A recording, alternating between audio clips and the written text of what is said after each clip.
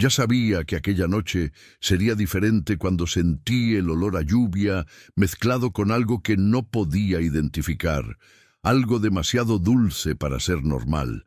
Mi nombre es Roberto, soy camionero desde hace más de 20 años, y lo que me sucedió una madrugada de septiembre en la carretera Federal 57 entre Querétaro y San Luis Potosí todavía me quita el sueño cuando pienso en ello. Era un lunes. Alrededor de las 3 de la mañana, estaba transportando una carga de muebles para una tienda en Monterrey. El combustible se estaba acabando y necesitaba urgentemente una gasolinera. La carretera estaba completamente desierta. Solo yo y el ruido constante del motor de mi Kenworth. La radio tocaba aquellas canciones norteñas de madrugada. Pero la recepción estaba débil, con mucha estática. Conducía desde hacía más de 6 horas seguidas y comenzaba a sentir ese peso en los ojos que todo camionero conoce bien. Fue cuando vi las luces. Al principio pensé que eran solo los faros de otro camión viniendo en dirección contraria, pero conforme me acerqué, me di cuenta de que eran luces fijas, como las de una gasolinera. Extraño, porque yo conocía bien aquel trecho, y no recordaba ninguna gasolinera en esa ubicación específica, pero el indicador del tanque ya estaba en rojo desde hacía algunos kilómetros, así que no tenía opción. La primera señal extraña fue el letrero del establecimiento. Cuando me detuve frente a las bombas, pude leer Gasolinera San Cristóbal desde 1967, en una letra antigua, de esas pintadas a mano que ya no se ven hoy en día. La pintura estaba descolorida, como si hubiera estado décadas expuesta al sol y a la lluvia. Lo que más me llamó la atención fue el precio del combustible, 2.15 pesos el litro de diésel. En 2019, eso era imposible. El precio estaba por encima de los 20 pesos desde hacía años. Bajé de la cabina y noté inmediatamente que algo estaba fuera de lugar. El silencio era absoluto. Ni siquiera el ruido de los autos en la carretera podía romper aquella atmósfera pesada. El piso de la gasolinera era de adoquines antiguos, no el asfalto común que todas las gasolineras modernas tienen. Las bombas eran de esos modelos antiguos, analógicas, con aquellos números que giraban mecánicamente. Nunca había visto una de esas funcionando. Un hombre apareció de la pequeña tienda anexa a la gasolinera. Debía tener unos 60 años, cabellos grises, vistiendo un overol azul descolorido con el nombre Don Manuel bordado en el pecho. Se acercó con una sonrisa amable, pero sus ojos parecían distantes, como si estuviera mirando a través de mí, no hacia mí. «Buenas noches, compadre. ¿Va a llenar el tanque?», preguntó con una voz que sonaba extrañamente familiar, como si estuviera seguro de nunca haberlo visto antes. «Llene el tanque, por favor». «¿Y acepta tarjeta?», respondí tratando de mantener la conversación normal. Él hizo un gesto vago con la mano. «Aquí solo efectivo, amigo, pero el precio compensa». Mientras él llenaba el camión, entré a la tienda para comprar un café y tal vez algo para comer. El interior era como un viaje en el tiempo. Estantes de madera vieja, productos con empaques que yo no veía desde hacía décadas. Había latas de aceite para motor, con marcas que ya no existían, refrescos en botellas de vidrio retornable e incluso aquellos chocolates sorpresa que dejaron de fabricar en los años 80. En el mostrador, una mujer de mediana edad organizaba algunos papeles. Levantó la mirada cuando me vio y sonrió de forma cálida, pero había algo en sus ojos que me causó un escalofrío. «¿Quiere un café fresquito?». «Acabo de hacer». El café estaba en una de esas garrafas térmicas antiguas de aluminio y el olor era increíble. Mejor que cualquier café que había tomado en la carretera. Pagué 2 pesos por el café y algunas galletas. 2 pesos. En 2019, eso costaría por lo menos 20 pesos en cualquier gasolinera. Cuando volví al camión, don Manuel ya había terminado el llenado. Son 150 pesos exactos, dijo, entregándome un recibo manuscrito en un papel amarillento.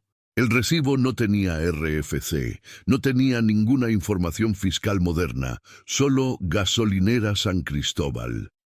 Gracias por su preferencia, escrito en una caligrafía cuidadosa.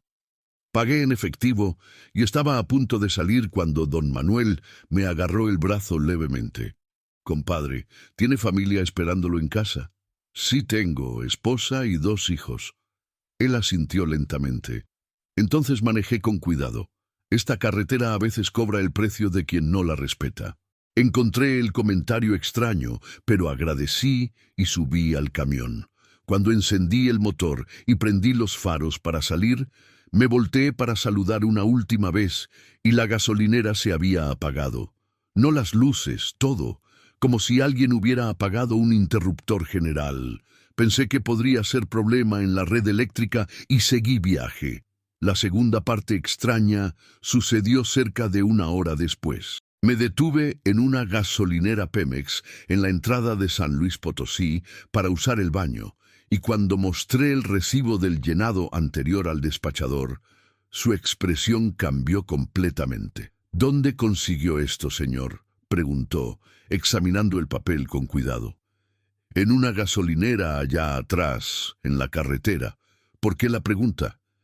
Llamó al gerente, un hombre mayor, que tomó el recibo con ambas manos, como si fuera algo frágil. «Señor, yo trabajo en esta región desde hace más de 30 años. La gasolinera San Cristóbal fue demolida en 1983, después de que don Manuel y doña María murieran en un accidente justo ahí enfrente. Sentí un frío en la columna, imposible. Acabo de salir de ahí, conversé con ellos, tomé café». El gerente me llevó hasta un cuadro en la pared de la tienda, una especie de memorial de gasolineras antiguas de la región. Ahí estaba una foto en blanco y negro de la exacta gasolinera donde yo había parado, con las mismas bombas antiguas, el mismo letrero descolorido. En la leyenda, Gasolinera San Cristóbal, 1967-1983, en memoria de Manuel Ferreira y María Concepción. Mi mente trataba de procesar lo que estaba sucediendo. Le mostré al gerente que mi tanque estaba realmente lleno, que tenía el recibo, que había sucedido de verdad. Él solo movió la cabeza y murmuró: «Tercer caso este año. Siempre camioneros, siempre en la madrugada, siempre el mismo recibo». Volví al camión completamente alterado. Terminé el viaje a Monterrey en piloto automático, la mente hirviendo con explicaciones imposibles. Llegué al destino, descargué la mercancía e inmediatamente llamé a mi esposa. Necesitaba oír una voz familiar, algo que me trajera de vuelta a la realidad. En los días siguientes, investigué todo lo que pude sobre la gasolinera San Cristóbal. Descubrí que don Manuel y doña María eran conocidos en la región por ayudar a camioneros en apuros, ofreciendo combustible a crédito para quien no tenía dinero y café gratis para quien estaba demasiado cansado para continuar. Murieron en una colisión frontal en 1983, justamente cuando regresaban de un viaje para comprar suministros para la gasolinera. Lo más perturbador es que encontré otros relatos similares en foros de camioneros en Internet. Siempre la misma historia. Gasolinera aparece en la madrugada, precios antiguos, recibo manuscrito y después descubrir que el lugar no existe desde hace décadas. Algunos colegas de la profesión me contaron que es una especie de leyenda urbana de la carretera, pero yo sé que no fue imaginación. Todavía tengo el recibo guardado en la cartera. El papel está amarillento, la tinta descolorida, pero está ahí. A veces lo tomo para mirar y confirmar que realmente sucedió. Cambié mi ruta después de ese día. Nunca más pasé por aquel trecho específico durante la madrugada. Tal vez sea superstición, pero prefiero no tentar a la suerte nuevamente. Lo que me atormenta no es solo el hecho de haber encontrado una gasolinera que no debería existir, es recordar la gentileza genuina de aquellas personas. del café más sabroso que tomé en la vida, de la sensación de seguridad que sentí en aquellos pocos minutos, como si ellos todavía estuvieran ahí, cuidando de los viajeros de la carretera, incluso después de tanto tiempo. Hoy, cuando paso por cualquier gasolinera de madrugada, siempre pienso en don Manuel y doña María. Y siempre que veo a un colega camionero en apuros en la carretera, me detengo para ayudar. Tal vez sea mi forma de retribuir la gentileza que recibí aquella noche imposible. Cuando ella dijo que conocía cada curva de aquella carretera que todavía no había sido inaugurada, debería haber detenido el camión ahí mismo. Soy Marcos, camionero desde los 18 años. Hoy tengo 42 y siempre fui conocido entre los colegas por dar aventón a quien lo necesitaba. Mi madre me enseñó que ayudar al prójimo siempre regresa en forma de bendición. Y durante más de 2 décadas en la carretera, esa filosofía nunca me causó problemas. Hasta aquella noche de octubre, en la carretera federal 15D, la autopista Guadalajara-Tepic, cuando un aventón común se transformó en la experiencia más perturbadora de mi vida. Era un jueves alrededor de las 11 de la noche. Estaba saliendo de Guadalajara con destino a Tepic, llevando una carga de piezas automotrices. La carretera estaba bastante transitada para ese horario, pero la lluvia que había comenzado a caer dejaba la visibilidad pésima. Los limpiadores del parabrisas luchaban contra las gotas gruesas y necesitaba mantener una velocidad menor que la normal. Fue en una subida pronunciada, cerca de la caseta de Magdalena, que vi una figura parada en el acotamiento. Era una mujer sola, sosteniendo una pequeña maleta de cuero café. No hacía señal para pedir aventón, solo estaba ahí parada, como si esperara específicamente por mí. Incluso con la lluvia, pude ver que usaba un vestido oscuro de manga larga y tenía cabellos negros largos que parecían no estar mojados a pesar de la tormenta. Reduje la velocidad y me detuve algunos metros adelante. Por el retrovisor vi que caminaba tranquilamente hacia el camión, sin prisa, como si la lluvia no le molestara. Cuando llegó cerca de la cabina, hizo un gesto educado pidiendo subir. Abrí la puerta y ella entró agradeciendo con una voz suave y bien articulada. «Buenas noches». «Gracias por detenerse», dijo acomodando la maleta en su regazo. «Voy a Tepic, si no es molestia». «Para nada, señorita, justamente mi destino. Siéntese que vamos conversando». La primera señal extraña fue el olor. Tan pronto como entró en la cabina, sentí un aroma de lavanda muy fuerte, mezclado con algo que parecía antiguo, como el olor de ropa guardada en baúl desde hace mucho tiempo. Era un perfume que mi abuela usaba cuando yo era niño, una fragancia que ya no se encuentra en ningún lugar. Se presentó como Elena y dijo que trabajaba como profesora en una escuela particular en Tepic. Hablaba de manera formal, usando palabras y expresiones que hoy en día nadie más usa. Muy gentil de su parte. Le estoy agradecida, si me permite preguntar, ese tipo de lenguaje que solo escuchas en películas antiguas. La conversación fluía naturalmente mientras seguíamos por la carretera.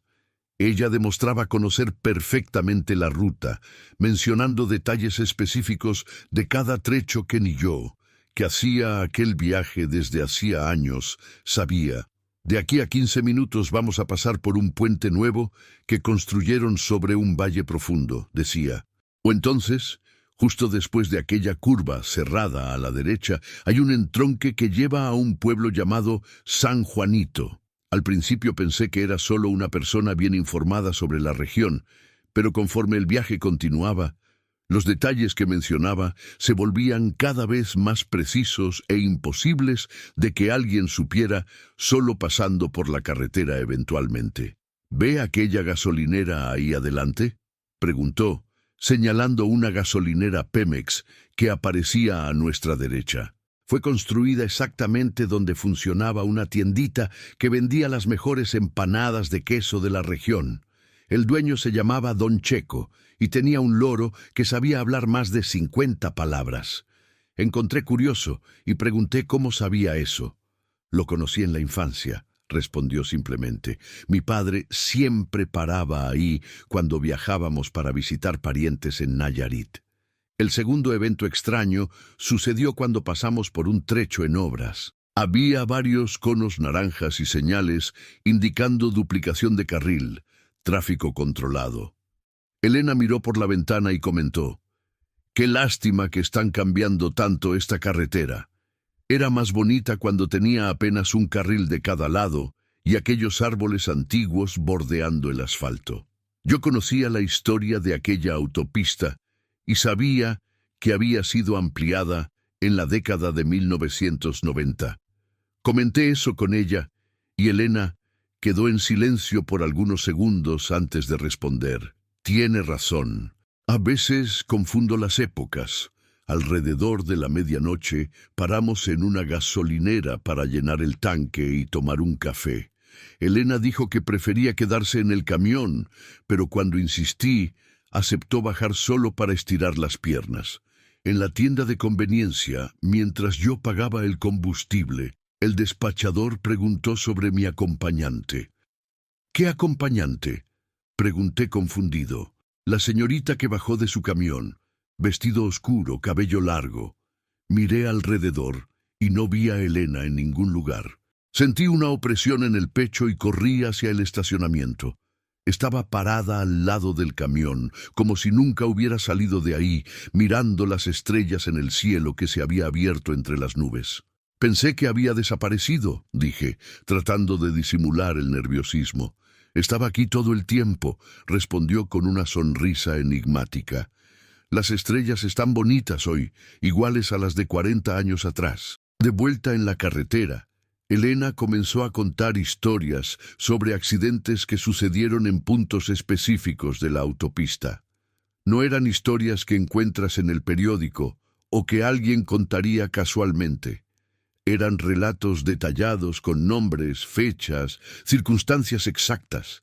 En aquella curva ahí, en 1987, un camión cargado de madera perdió los frenos y volcó. El conductor se llamaba Juan Bautista.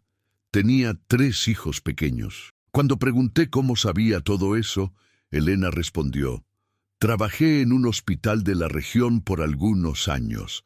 Llegaban muchas víctimas de accidentes de carretera, pero había dicho ser profesora.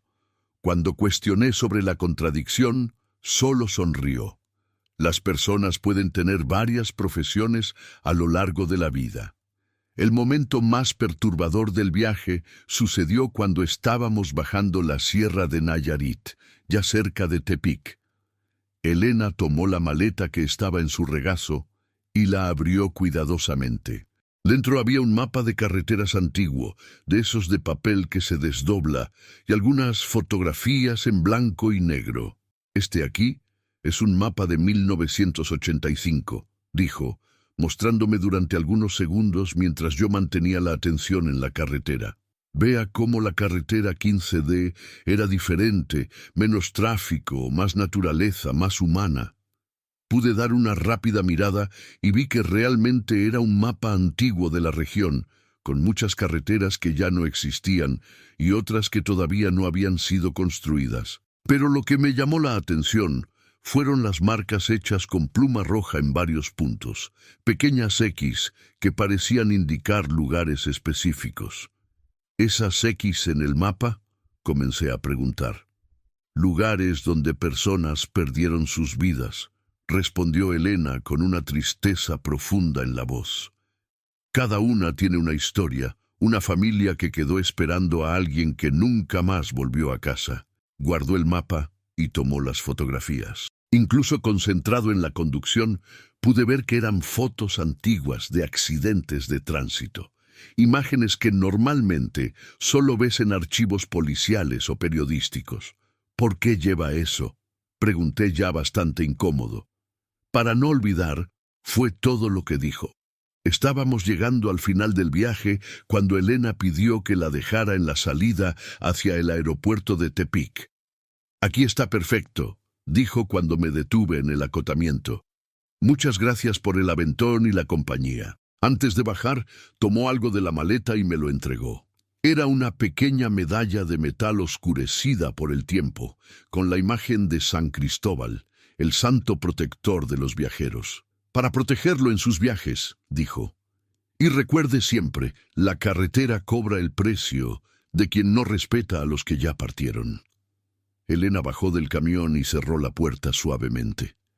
Yo quería decir algo, tal vez preguntar dónde vivía o cómo podría contactarla, pero cuando miré por el retrovisor, ya no estaba ahí. El acotamiento estaba vacío, como si nunca hubiera existido. Me quedé parado ahí por algunos minutos, tratando de entender lo que había sucedido. Tomé la medalla que me había dado y la examiné con cuidado. Era una pieza claramente antigua, con inscripciones que apenas podía leer debido al desgaste del tiempo. En el reverso había una fecha grabada, 15 de octubre de 1985. La mañana siguiente, después de entregar la carga en Tepic, me detuve en una biblioteca pública e investigué sobre accidentes en la carretera 15D en 1985. Encontré varias noticias de periódicos de la época, y en una de ellas había una fotografía que me hizo cuestionar mi propia cordura. Era la noticia de un accidente que sucedió exactamente el día 15 de octubre de 1985, donde una profesora llamada Elena Márquez había muerto junto con otras 4 personas en una colisión frontal cerca de la Sierra de Nayarit. La fotografía mostraba a una mujer joven de cabellos negros y largos, usando un vestido oscuro. Era exactamente la persona que había viajado conmigo la noche anterior. Volví a casa completamente alterado. Le conté a mi esposa lo que había sucedido, pero ella pensó que estaba demasiado cansado y había imaginado todo. Para probar que la experiencia fue real, mostré la medalla. Ella la examinó y confirmó que era realmente una pieza antigua, pero eso no la convenció de que había encontrado a una persona que murió hace décadas. En los meses siguientes, cambié mi ruta siempre que fue posible para evitar aquel trecho específico de la carretera 15D. Cuando no tenía opción y necesitaba pasar por ahí, siempre cargaba la medalla en el bolsillo de la camisa y conducía con aún más cautela que lo normal. La medalla se convirtió en mi amuleto de protección y desde entonces nunca más tuve ningún accidente serio en la carretera. Hoy, siempre que encuentro a alguien pidiendo aventón y todavía ayudo a personas cuando puedo, examino cuidadosamente si la situación es normal. Presto atención al olor, a la forma de hablar, a los detalles que la persona menciona sobre la carretera, porque aprendí que no todas las almas que encontramos en el camino están entre los vivos. La medalla todavía está conmigo, guardada religiosamente en la guantera del camión. A veces, cuando paso por aquel trecho donde dejé a Elena, siento nuevamente el olor a lavanda en el aire, pero nunca más me detuve para dar aventón en aquella región específica. Algunas experiencias son únicas en la vida y prefiero que sea así. Cuando tomé aquel ticket de caseta y vi la fecha de 1973, sabía que estaba sosteniendo un pedazo de una historia que no debería existir. Soy Antonio, camionero desde hace 15 años y siempre fui una persona escéptica. No creo en espantos, no doy oídos a supersticiones de colegas de profesión, y siempre pensé que esas historias de fantasmas en la carretera eran invención de gente que pasa mucho tiempo sola conduciendo. Hasta que me sucedió una experiencia que cambió completamente mi forma de ver estas cosas. Era un martes de noviembre, inicio de madrugada. Estaba regresando de una entrega en Veracruz, con el camión vacío, subiendo a la sierra por la autopista México-Veracruz, en dirección a la Ciudad de México. Había salido del puerto alrededor de las 2 de la mañana, después de una espera larga para descargar contenedores, y estaba ansioso por llegar a casa. Mi esposa estaba al final del embarazo de nuestro primer hijo, y yo había prometido estar de vuelta antes del almuerzo para acompañarla a una consulta médica. La carretera estaba bastante tranquila para ese horario, apenas algunos camiones como yo y pocos autos. Era una de esas madrugadas frías y húmedas, típicas de la región, con aquella neblina característica de la sierra que deja la visibilidad reducida. Conducía despacio, respetando los límites de velocidad, cuando comencé a notar que algo era diferente. La primera señal extraña fue el olor que comenzó a entrar por la ventilación del camión. Un olor a quemado mezclado con algo metálico, como si hubiera fierros viejos esparcidos en la carretera. Inicialmente pensé que podría ser algún problema en el motor. Entonces me detuve en el acotamiento para verificar. Bajé de la cabina, abrí el capó, examiné todo con la linterna, pero estaba todo normal. El olor parecía venir del ambiente externo, no del vehículo. Volví a la carretera y continué subiendo la sierra. La neblina se estaba poniendo más densa y necesitaba usar las luces de niebla para ver el carril de rodamiento. Fue cuando apareció frente a mí algo que me dejó completamente confundido. Una caseta de cobro que definitivamente no debería estar ahí. Yo conocía perfectamente aquella autopista. Había hecho aquel trayecto cientos de veces a lo largo de los años. Sabía exactamente dónde estaban todas las casetas, todas las plazas de cobro, todos los puntos de control. Pero ahí, justo en medio de la subida de la sierra, había una pequeña caseta de cobro con una pluma simple, de esas antiguas, de madera pintada de blanco y rojo. La estructura parecía haber salido de otra época. Era una construcción pequeña de mampostería, pintada de azul y blanco, con una ventanita cuadrada donde se veía una luz amarillenta de lámpara incandescente. Al lado de la caseta había un letrero que pude leer incluso con la neblina. Caseta de cobro, Sierra Madre, inaugurada en 1973. Conservación de carreteras del Estado de México. Esto me causó un extrañamiento inmenso, porque yo sabía que la autopista México-Veracruz solo fue inaugurada oficialmente en 1974. ¿Cómo podría haber una caseta de cobro de 1973 en una carretera que todavía no existía en aquella época? Pero el camión ya estaba bien cerca de la pluma y estaba cerrada. Entonces no tuve opción más que detenerme. Un hombre apareció en la ventanita de la caseta. Debía tener unos 50 años, usaba un uniforme beige con gorra y tenía una apariencia simpática. Me saludó con un buen día, conductor, y extendió la mano para recibir el pago. ¿Cuánto es?, pregunté. 3 pesos para camión, respondió naturalmente.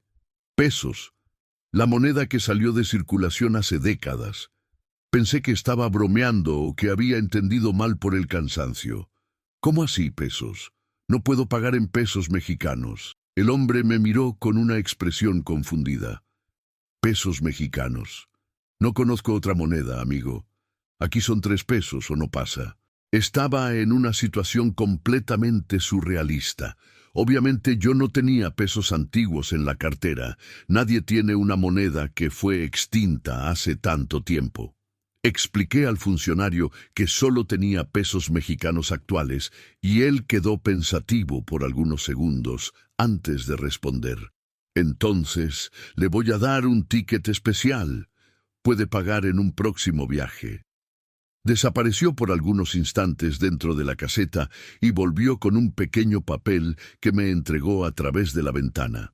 Era un ticket de caseta, pero completamente diferente de los que conocemos hoy. Papel amarillento, impreso en una máquina antigua, de esas que hacían ruido, con información mecanografiada en una fuente que parecía de máquina de escribir. Tomé el ticket y leí las informaciones. Caseta de cobro, Sierra Madre, fecha 15 de noviembre de 1973, hora 3:47, vehículo camión, valor 3 pesos, pago pendiente. Abajo había un sello medio descolorido con las palabras válido para una pasada gratuita. Este ticket le da derecho a pasar sin pagar en una próxima vez, explicó el funcionario. Guárdelo bien ahí, porque no emitimos segunda copia. La pluma se abrió con un chirrido de madera antigua y pasé completamente aturdido. Por el retrovisor, vi que la caseta todavía estaba iluminada, pero parecía estar disolviéndose en la neblina. Guardé el ticket en la guantera y continué el viaje, tratando de entender lo que acababa de suceder. El resto del trayecto transcurrió normalmente. Llegué a la Ciudad de México ya con el sol saliendo. Fui a casa. Le conté a mi esposa sobre el extraño episodio, pero ella pensó que estaba delirando de cansancio. Mostré el ticket y ella confirmó que era realmente un papel antiguo, pero creía que yo había encontrado aquello en algún lugar e inventado la historia encima. Pasaron algunas semanas y yo continuaba intrigado con aquel episodio. Resolví investigar sobre la historia de la autopista México-Veracruz y descubrí informaciones que me dejaron aún más perturbado. La carretera realmente fue inaugurada en 1974, pero hubo un período de pruebas y obras experimentales en 1973, cuando pequeños trechos fueron abiertos temporalmente para evaluar las condiciones de tráfico. Durante esas obras hubo un accidente terrible. Una de las casetas de cobro provisionales se derrumbó durante una tormenta, matando a 2 funcionarios que estaban trabajando en el turno de madrugada. El accidente sucedió exactamente el día 15 de noviembre de 1973, en el mismo lugar donde yo había encontrado la caseta fantasma. Busqué más informaciones y descubrí que uno de los funcionarios que murió se llamaba Juan Pereira da Silva. Tenía 52 años y trabajaba como operador de caseta desde hacía más de 10 años. En la foto que encontré en un archivo de periódico de la época, reconocí inmediatamente al hombre que me había atendido aquella madrugada. El descubrimiento me dejó completamente alterado. No podía dormir bien más. Me la pasaba pensando constantemente en el episodio, cuestionando mi propia cordura. Para tratar de encontrar una explicación racional, volví al lugar varias veces en los meses siguientes, siempre en el mismo horario de madrugada, pero nunca más encontré la caseta de cobro. 2 semanas después de aquella primera experiencia, hice nuevamente el trayecto Veracruz, Ciudad de México. Era un jueves, prácticamente el mismo horario, pero esta vez llevaba una carga de productos químicos. Cuando llegué al lugar donde había encontrado la caseta fantasma, no había absolutamente nada, solo la carretera normal, sin ninguna estructura, sin señales de que ahí hubiera existido alguna construcción. Pero sucedió algo aún más perturbador. En la caseta real de la autopista México-Veracruz, cuando entregué mi tarjeta al funcionario, él la examinó con atención y después me miró con una expresión extraña. «Señor, hay algo equivocado aquí», dijo. «El sistema está mostrando que usted pasó por una caseta que ya no existe desde hace 50 años. Mi corazón se disparó». «¿Cómo así?» Aquí en el historial aparece caseta de cobro Sierra Madre, 15 de noviembre de 1973, pasada gratuita autorizada por ticket especial. Pero esa caseta fue desactivada en 1973, antes incluso de que la autopista fuera inaugurada oficialmente. Pedí que imprimiera el extracto y ahí estaba la información imposible. Le mostré el ticket que guardaba en la guantera y el funcionario llamó al supervisor. Los dos examinaron el papel con incredulidad. Lo pasaron en un escáner, verificaron la autenticidad de la impresión. «Señor, este ticket es genuino», dijo el supervisor. «Está impreso en el mismo tipo de papel que usábamos en la década de 70, con la misma tinta, el mismo tipo de sello. Pero eso es imposible, porque todos los tickets de aquel periodo fueron destruidos cuando la caseta fue desactivada. Me liberaron del cobro, al fin, según el sistema, yo ya tenía derecho a una pasada gratuita, pero pidieron guardar una copia del ticket para investigación. Acepté desde que pudiera quedarme con el original. La tercera validación de mi experiencia vino de forma inesperada. Algunos meses después, estaba en una gasolinera en Puebla, conversando con otros camioneros, cuando un colega mayor, don Raimundo, mencionó que había trabajado en las obras de la autopista México-Veracruz a inicio de los años 70. Sin contar mi experiencia, pregunté si se acordaba de alguna caseta de cobro experimental en la sierra. Don Raimundo quedó pensativo y después respondió: «Me acuerdo, sí, era una caseta pequeña, azul y blanca, en medio de la subida. Juan Pereira trabajaba ahí, un tipo muy buena gente. Murió en el derrumbe junto con otro funcionario». Cuando le mostré el ticket, don Raimundo se puso pálido. «Dios mío, ¿de dónde sacó esto? Me acuerdo de la letra de Juan. Él escribía esos tickets a mano cuando la máquina daba problemas. Esta es su caligrafía, estoy seguro».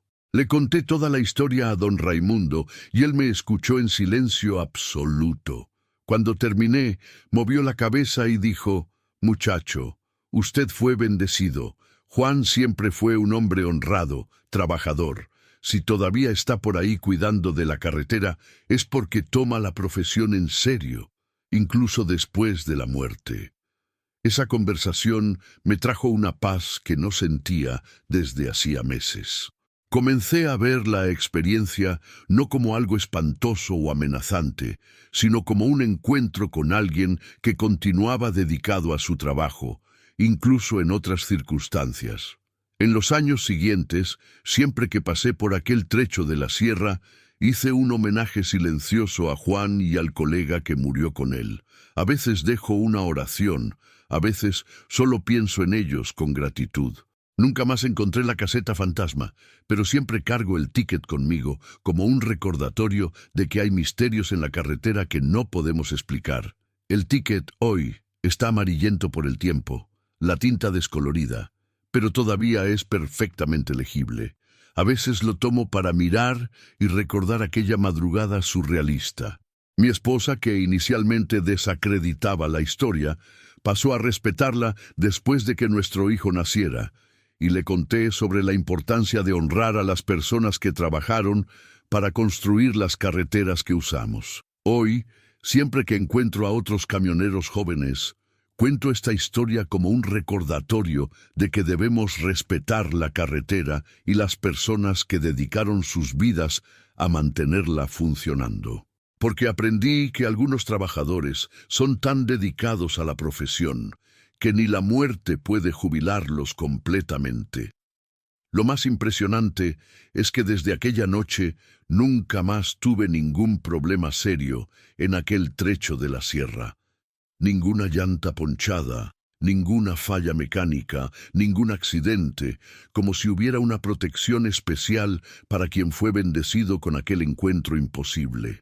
Cuando aquella melodía comenzó a tocar en el radio CB, sentí inmediatamente que algo estaba mal. La música parecía venir de un lugar donde el tiempo se había detenido.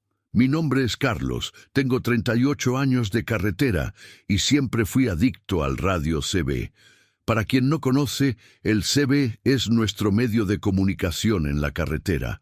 Conversamos con otros camioneros, intercambiamos información sobre tráfico, retenes, condiciones de la pista y a veces hasta hacemos amistades que duran toda la vida apenas por la voz. Mi apodo en la frecuencia es Carlitos del Freightliner, y cualquier camionero que rueda el interior de México ya debe haber conversado conmigo por lo menos una vez. Lo que voy a contar sucedió una madrugada de diciembre, en un viaje que hice transportando equipos agrícolas de León a Guadalajara. Era una carga pesada que exigía velocidad reducida y mucha atención en las curvas, entonces sabía que sería un viaje largo. Salí de León alrededor de las 10 de la noche, pretendiendo llegar al destino a media mañana del día siguiente. La carretera estaba tranquila, apenas el movimiento normal de camiones que caracteriza a aquella región durante la madrugada. El radio CB estaba funcionando perfectamente. Conversé con varios colegas durante las primeras horas. Intercambiamos información sobre puntos de radar, condiciones del tiempo.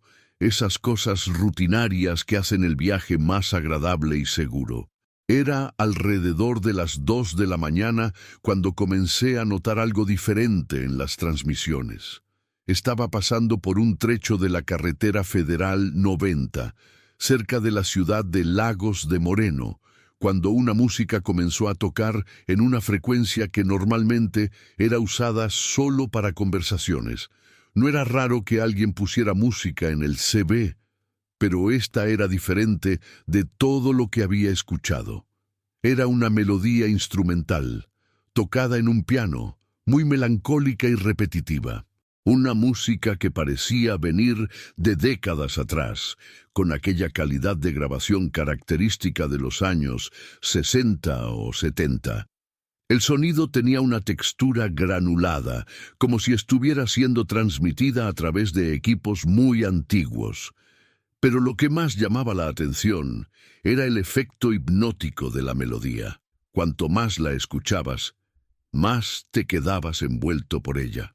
La primera señal de que algo estaba extraño fue darme cuenta de que la música no paraba nunca. Normalmente cuando alguien pone una música en el CB, toca por algunos minutos y después vuelve la conversación normal. Pero aquella melodía continuaba indefinidamente, siempre los mismos acordes, siempre la misma secuencia melancólica que se pegaba en la mente. Intenté cambiar de canal varias veces, pero la música estaba presente en todas las frecuencias del CB, canal 11, 19, 27, 40, donde quiera que sintonizara. Ahí estaba aquella melodía fantasma dominando completamente el radio. Pensé que podría ser interferencia de alguna estación de radio comercial, pero el sonido era demasiado específico para hacer eso. Después de casi una hora escuchando aquella música, y ya bastante molesto con la situación, resolví intentar entrar en contacto con otros camioneros para saber si también estaban escuchando. Tomé el micrófono y llamé. Aquí es Carlitos del Freightliner. ¿Alguien está escuchando esta música en el CB? Hubo algunos segundos de silencio, y entonces una voz respondió. Era un camionero que se identificó como José del Pacífico. Estoy escuchando, sí, Carlitos, una música de piano muy extraña. Ya hace más de una hora que no puedo sacarla del radio. Otros colegas comenzaron a responder, confirmando que todos estaban escuchando la misma cosa. Minero del 113 dijo que la música había comenzado cuando pasaba por San Juan de los Lagos. Norteño del Volvo confirmó que también escuchaba desde Tepatitlán. Chilango del Caballo Mecánico dijo que la melodía estaba en el CB desde San Miguel el Alto.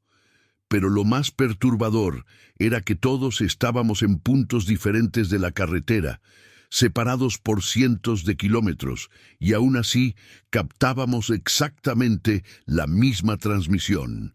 Esto desafía cualquier explicación técnica sobre cómo funciona el radio CB. Normalmente el alcance es limitado. Solo conversas con quien está relativamente cerca.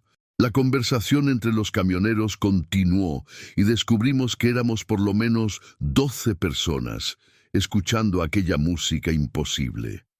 Algunos colegas intentaron sintonizar otras frecuencias, usar radios diferentes, hasta apagar y encender de nuevo el equipo, pero nada servía. La melodía continuaba ahí, persistente, hipnótica, ocupando todo el espectro del CB. Fue el minero del 113 quien hizo la pregunta que todos estaban pensando. «Compa, ¿alguien conoce esta música? Parece familiar, pero no puedo recordar de dónde».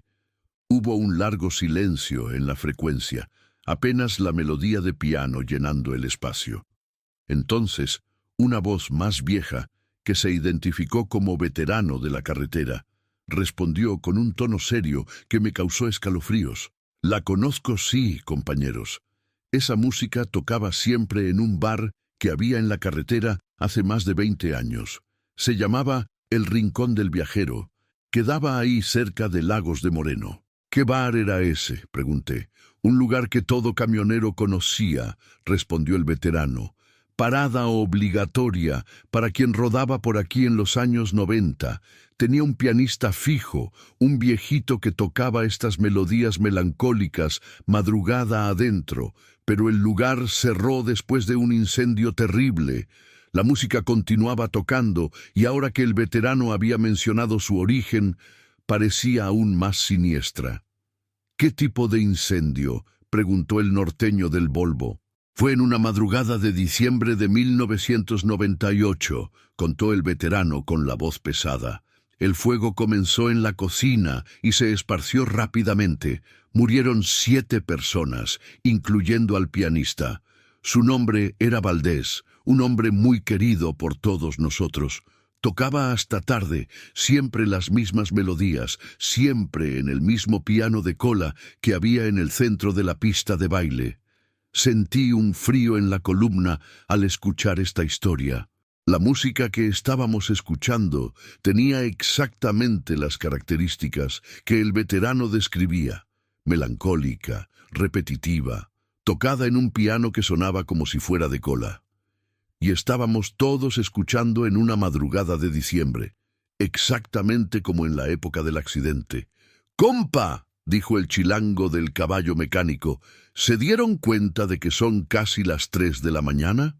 La misma hora en que el incendio sucedió hace 25 años. Todos quedamos en silencio, apenas la música fantasma llenando el radio.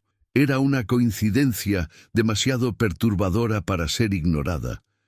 7 camioneros esparcidos por cientos de kilómetros, todos escuchando la misma melodía imposible en el mismo horario en que una tragedia había sucedido décadas atrás.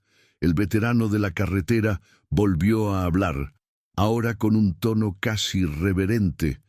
Si quieren mi opinión, Valdés todavía está tocando. Aquel hombre amaba tanto la música que ni la muerte pudo sacarlo del piano. La melodía comenzó a ponerse más baja, como si el volumen estuviera siendo reducido gradualmente. Todos lo percibimos al mismo tiempo, y hubo comentarios en el CB sobre el sonido despidiéndose. Era como si alguien estuviera lentamente girando un botón de volumen, haciendo desaparecer la música suavemente. «Está parando», dijo el José del Pacífico. «Confirmado aquí también», respondió el minero. En cuestión de 2 o 3 minutos, la melodía desapareció completamente, dejando el CB en silencio total. No hubo corte abrupto, no hubo interferencia, simplemente se disolvió en el aire como si nunca hubiera existido. «Compa, ¿alguien todavía está escuchando algo?», pregunté. Todos confirmaron que sus frecuencias estaban normales nuevamente. El CB volvió al funcionamiento habitual, como si nada hubiera sucedido, pero ninguno de nosotros pudo olvidar aquella experiencia. En los días siguientes, busqué información sobre el Rincón del Viajero y descubrí que realmente existió un bar con ese nombre en la región. Encontré noticias del incendio de 1998, confirmando todos los detalles que el veterano había mencionado. Había una foto del pianista Valdés Santos, de 67 años, que murió tratando de salvar instrumentos musicales del establecimiento. Lo que más me impresionó fue descubrir que aquel no era un caso aislado.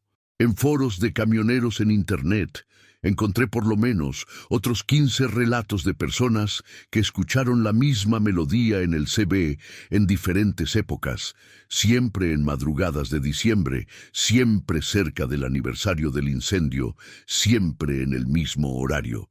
Algunos meses después de aquel episodio, encontré personalmente al veterano de la carretera en una gasolinera. Su nombre real era José Moreira, camionero desde hacía 40 años, y confirmó haber conocido a Valdés personalmente.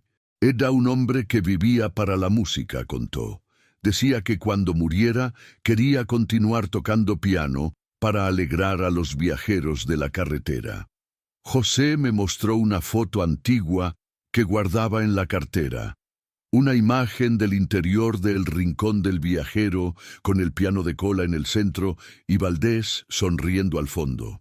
Tocaba exactamente como ustedes escucharon en el radio. Siempre las mismas melodías, siempre con aquella nostalgia que tocaba el alma de la gente. Desde aquella noche, todos los años, en el mes de diciembre, presto atención especial al CB cuando paso por la región. Nunca más escuché la melodía de Valdés, pero siempre quedo esperando. Y cuando llego cerca del lugar donde quedaba el Rincón del Viajero, hoy es apenas un terreno vacío. Siempre hago una oración en memoria de las personas que murieron en el incendio. La experiencia me enseñó que la carretera tiene sus propias formas de preservar memorias, que a veces el amor de una persona por lo que hace es tan fuerte que trasciende hasta la muerte, y que nosotros, camioneros, somos privilegiados de presenciar esos momentos imposibles que conectan el pasado con el presente. Hoy, siempre que escucho música en el CB, sea de otros colegas o de estaciones de radio, me acuerdo de Valdés y de la melodía fantasma que nos unió aquella madrugada. Y siempre que paso por un bar de orilla de carretera, pienso en las historias que aquellos lugares guardan, en las personas que por ahí pasaron, en las memorias que quedaron grabadas en las paredes y en el aire. En aquella madrugada fría de julio, descubrí que ni siempre la carretera te lleva a donde quieres ir. A veces te lleva a donde ya pasaste. Mi nombre es Roberto y hace 23 años ruedo estas carreteras mexicanas con mi Freightliner. Era un jueves, alrededor de las 2 de la mañana, y estaba bajando de Querétaro hacia la Ciudad de México por la carretera federal 57, llevando una carga de granos. El clima estaba seco, aquel frío de invierno del altiplano que corta hasta los huesos, y el radio solo captaba estática en aquel trecho. Había salido de la gasolinera Pemex en San Juan del Río hacía unos 40 minutos y estaba siguiendo mi ruta normal. Conozco esta carretera como la palma de mi mano. Cada curva, cada subida, cada gasolinera. Ya hice este viaje más de 200 veces en la vida. Por eso mismo, lo que sucedió aquella noche todavía me quita el sueño. Todo comenzó cuando pasé por el letrero de kilometraje del kilómetro 647. Un letrero común, verde, con letras blancas, nada de especial. Continué conduciendo, prestando atención a la carretera que estaba medio resbalosa por la escarcha. El parabrisas se empañaba de vez en cuando y tenía que encender el desempañador constantemente. Unos 10 minutos después, pasé por otro letrero, Calome 639. Normal, ¿no? Estaba siguiendo en el sentido correcto. Más unos 15 minutos y vi el Calome 331. Hasta ahí todo dentro de lo esperado, pero fue en el próximo letrero que mi mente comenzó a cuestionar lo que estaba sucediendo. KM 639. Espera, ¿ya no había pasado por ese letrero hace poco tiempo? Miré en el espejo retrovisor, pero estaba todo oscuro ahí atrás. Pensé que tal vez estaba cansado, que había confundido los números. Al fin, eran casi las 3 de la mañana y estaba conduciendo desde hacía más de 6 horas, pero algo dentro de mí comenzó a inquietarse. Continué conduciendo, ahora más atento a los letreros. El próximo que apareció me hizo pisar el freno instintivamente. KM 647. Era exactamente el mismo letrero por donde había pasado primero, aquel que había visto 40 minutos atrás. Mi carga se balanceó toda con la frenada brusca y el ruido de los granos me trajo de vuelta a la realidad. Detuve el camión en el acotamiento y encendí las intermitentes. Tomé mi libreta donde anoto todos los detalles de los viajes, horario de salida, paradas, consumo de combustible. Estaba ahí anotado con pluma azul 2320, gasolinera Pemex San Juan del Río, Calome 647. Eran ahora 0047 en el reloj del panel y estaba nuevamente en el kilómetro 647. Eso no tenía ningún sentido. En 42 minutos de viaje debería estar por lo menos en el kilómetro 600, tal vez hasta menos. ¿Cómo es que estaba exactamente en el mismo lugar? Resolví continuar, pero ahora marcando el tiempo exacto entre un letrero y otro en mi celular. Pasé nuevamente por el Calome 639. Marqué en el cronómetro. El próximo fue Calome 631, 8 minutos y 30 segundos después. Velocidad normal, cerca de 80 kilómetros por hora. Hasta ahí la matemática cuadraba, pero cuando llegó el próximo letrero, mi sangre se heló. KM 639 nuevamente. Esta vez detuve el camión justo ahí mismo en la pista. Encendí las intermitentes y bajé de la cabina. El frío era cortante y el silencio de la madrugada era roto apenas por el ruido del motor diésel en marcha lenta. Fui hasta el letrero y lo toqué con mis propias manos. Era real. Metal frío, pintura medio descolorida, algunos rayones de piedras, un letrero común de carretera indicando kilometraje 639. Volví a la cabina y tomé el mapa de carreteras que siempre cargo. Tracé el recorrido con el dedo. San Juan del Río, carretera federal 57 sentido sur, debería pasar por los kilómetros 647, 639, 631, 623, 615. La secuencia estaba correcta en la primera vez, pero ¿por qué los letreros se estaban repitiendo? Fue ahí que noté algo que me hizo revolver el estómago. En el espejo retrovisor podía ver una luz débil ahí atrás. Parecía la luz de un faro de camión, pero estaba parada. Parada en el mismo lugar desde hacía más de 5 minutos. Era como si alguien me estuviera siguiendo, pero manteniendo siempre la misma distancia. Encendí el motor y continué. Ahora estaba determinado a entender lo que estaba sucediendo. Pasé por el Calome 631. Después, kilómetros 639 nuevamente. Era imposible. Estaba viajando en línea recta en una carretera federal.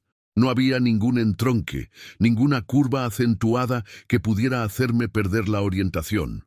La luz en el retrovisor continuaba ahí, siempre a la misma distancia. Intenté disminuir la velocidad para ver si me alcanzaba, pero también disminuyó. Aceleré y aceleró junto. Era como si fuera mi reflejo en la carretera. En la cuarta vez que pasé por el letrero del Calome 639, resolví hacer una cosa diferente. Detuve el camión, tomé una llave Phillips que siempre cargo en la caja de herramientas, hice un pequeño rayón en el letrero justo debajo del número 9. Un rayón pequeño, pero que podría reconocer si pasaba por ahí nuevamente. Volví al camión y continué el viaje. Próximo letrero, kilómetro 631. Enseguida, kilómetro 639. Y ahí estaba mi rayón, exactamente donde lo había hecho. En ese momento, comencé a entrar en pánico. No era cansancio, no era confusión. Algo estaba equivocado con aquella carretera. Tomé el celular para llamar a mi esposa, pero no había señal. El radio continuaba solo en la estática. Era como si estuviera aislado del mundo. Fue entonces que noté una cosa que no había percibido antes. Entre los letreros Calome 639 y kilómetro 631 había siempre una pequeña gasolinera abandonada del lado derecho de la pista. Parecía haber sido una gasolinera hace mucho tiempo, pero ahora estaba en ruinas. Techo caído, bombas oxidadas, monte tomando cuenta de todo. En la primera vez que pasé, ni presté atención. En la segunda, la encontré familiar. En la tercera, tengo certeza de que vi una luz débil en una de las ventanas rotas. En la cuarta, la luz estaba más fuerte. En la quinta vez había una silueta en la ventana. Mi mano comenzó a temblar en el volante. La luz en el retrovisor continuaba ahí, y ahora tenía certeza de que no era otro camión. Era muy uniforme, muy constante. No parpadeaba, no se balanceaba, no cambiaba de intensidad, como los faros normales hacen cuando el vehículo pasa por irregularidades en la pista. Resolví intentar algo desesperado. En la próxima vez que pasara por el letrero Calome 639, en vez de continuar adelante, haría el retorno por la primera entrada que encontrara, incluso que fuera irregular. Tal vez así conseguiría romper ese ciclo bizarro. Pero cuando llegó la hora, no había entrada ninguna. La carretera estaba completamente lisa de los dos lados, sin acotamiento, sin salidas, sin nada. Era como si la propia carretera federal 57 hubiera cambiado de configuración.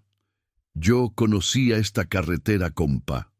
Tenía por lo menos 3 entradas de rancho en ese trecho, pero aquella noche simplemente no existían. Pasé nuevamente por la gasolinera abandonada. Esta vez la silueta en la ventana me saludó. Casi pierdo el control del camión. Aceleré al máximo que pude, pero continué preso en el mismo ciclo. 647, 639, 631, 639, 647. Hacia adelante o hacia atrás, no importaba. Los letreros siempre me llevaban de vuelta al mismo lugar. La luz en el retrovisor comenzó a acercarse. Por primera vez en 2 horas estaba quedando más fuerte. Miré por el espejo lateral y casi grito. No era un camión, era una luz sin fuente, flotando a unos 2 metros del suelo, moviéndose en la velocidad exacta de mi vehículo. En ese momento hice la única cosa que me pareció sensata. Comencé a rezar. Recé todas las oraciones que mi madre me enseñó cuando era niño. Pedí protección a todos los santos que conocía. Y fue ahí que sucedió algo que nunca voy a olvidar. El radio, que estaba desde hacía horas solo en la estática, de repente captó una estación. Era una voz de hombre muy tranquila, hablando bajo. «Roberto, pare en la gasolinera adelante. Necesita descansar». ¿Cómo esa voz sabía mi nombre? Miré hacia la carretera y por primera vez en la noche vi algo diferente. Había una gasolinera iluminada unos 500 metros adelante del lado derecho de la pista. No era la gasolinera abandonada que venía viendo. Era una gasolinera normal, con bandera de una distribuidora conocida, varias bombas, tienda de conveniencia encendida, movimiento de camiones. Me detuve en la gasolinera y apagué el motor. Mis manos temblaban tanto que apenas podía sacar la llave de la ignición. Entré a la tienda y el despachador, un señor de unos 60 años, cabello gris, uniforme impecable, me saludó como si me conociera desde hace años. «Viaje difícil esa noche, ¿no, Roberto? ¿Cómo sabe usted mi nombre?» Él sonrió de un modo extraño y apuntó hacia la TV que estaba encendida en el rincón de la tienda.